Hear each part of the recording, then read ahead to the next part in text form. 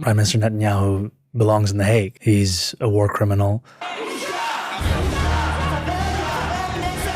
এবার ইসরায়েলের প্রধানমন্ত্রী বেনিয়ামিন নেতানিয়াহুকে যুদ্ধাপরাধী ঘোষণা দিয়ে গ্রেফতারের ঘোষণা দিলেন নিউ ইয়র্ক সিটির মেয়র জোহরান মামদানি।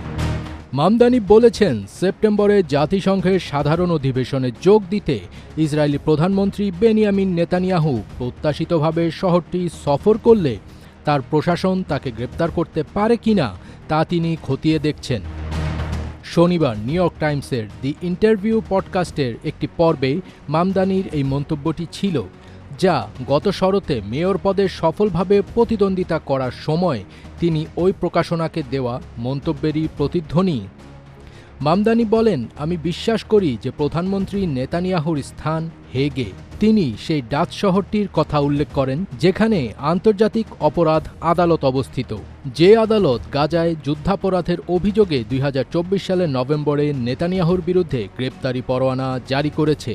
মামদানি আরও বলেন, তিনি একজন যুদ্ধাপরাধী যার বিরুদ্ধে আন্তর্জাতিক অপরাধ আদালত অভিযোগ এনেছে, এবং আপনি দেখবেন যে এই মতামতটি অনেকেই পোষণ করেন শুধুমাত্র বিগত বহু বছর ধরে তার কর্মকাণ্ডের ফলে যা ঘটেছে তার কারণেই।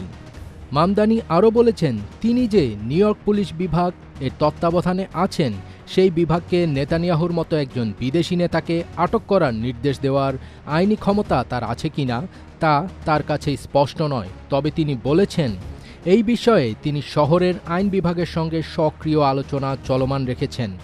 মামদানি আরও বলেন, নিউ ইয়র্ক সিটিতে আইন আমাকে যা করার অনুমতি দেবে আমরা তাই করব, কিন্তু এই উদ্দেশ্যে আমরা নিজেদের আইন তৈরি করব না।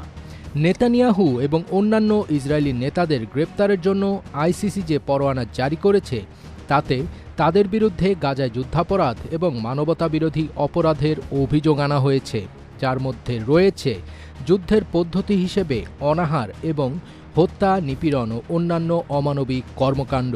মেয়র পদে নির্বাচনী প্রচারণার সময় মামদানি গাজায় ইসরায়েলের সামরিক কর্মকাণ্ডকে গণহত্যা এবং নেতানিয়াহুকে যুদ্ধাপরাধী হিসেবে আখ্যা দিয়েছেন। সেপ্টেম্বরে তিনি নিউ ইয়র্ক টাইমসকে বলেছিলেন যে নেতানিয়াহু যদি কখনো সেখানে পা রাখেন তবে তিনি এনওয়াইপিডিকে তাকে গ্রেপ্তার করার নির্দেশ দেবেন। ফজবি তাজ, এটিএন বাংলা।